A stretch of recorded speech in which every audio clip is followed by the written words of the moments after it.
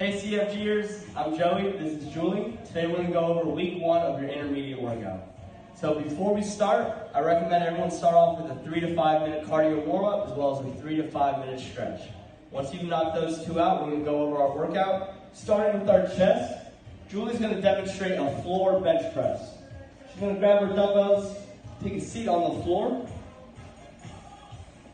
Now as she lies flatly on her back, she's going to maintain a neutral hip position, so pressing her low back down on the floor.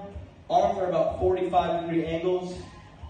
And what she's going to do, she's going to press up right above her chest, hold for 1 second, slowly come down until the arms come back on the floor. The main thing we want to focus on here is when we are at the bottom of our rep, our hand is directly above our elbow and the wrist is not bending. We're going to go 2 sets for about 10 to 12 reps. Once you've completed our chest press, we're going to move on to our back. So Julie's going to actually demonstrate our intermediate back workout using a bench, a chair, or even a knee. What she's going to do, she's going to place her hand on the bench, split stance, so your feet should be about 2 feet apart, slight bend in the first knee. And what Julie's going to do, she's going to pull her elbow back behind her as if she's putting that hand in her pocket, elbow up. She's going to get 10 reps on each side for a total of 2 sets. If you do not have a bench or a chair with you, prop your forearm on the front knee, maintain a straight position from the head all the way down to that back foot, and keep that arm tight by your side. Activate your side back right here for a total of 10 reps, and that will complete the back exercise. From there, we're going to move on to our shoulders.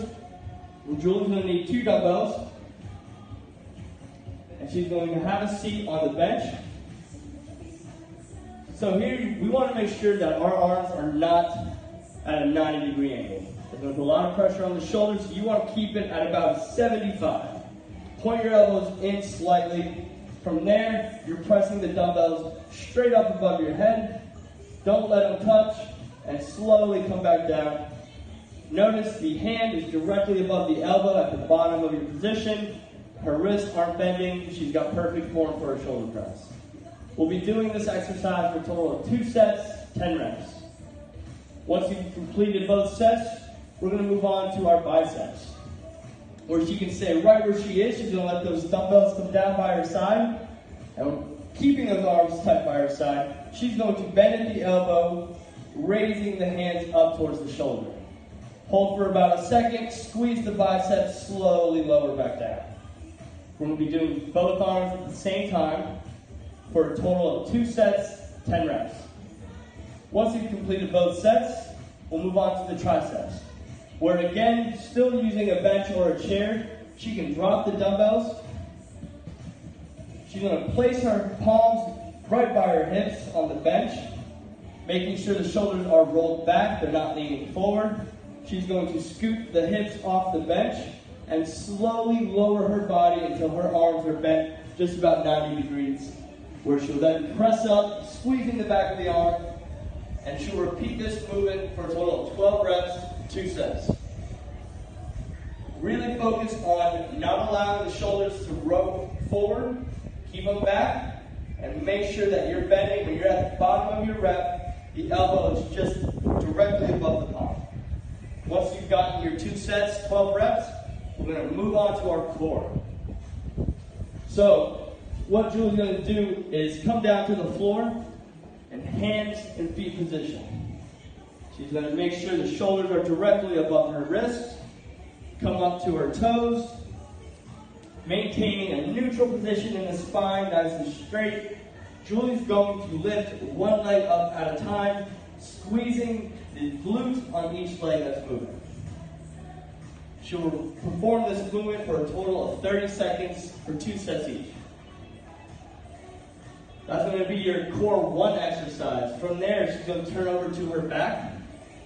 She's going to perform what we call a flutter kick. So the legs are going to be just about 6 inches off the ground. Back is nice and flat on the ground. Julie's going to alternate her legs in a kicking motion. at a moderate tempo. You don't want to go too fast, you don't want to go too slow.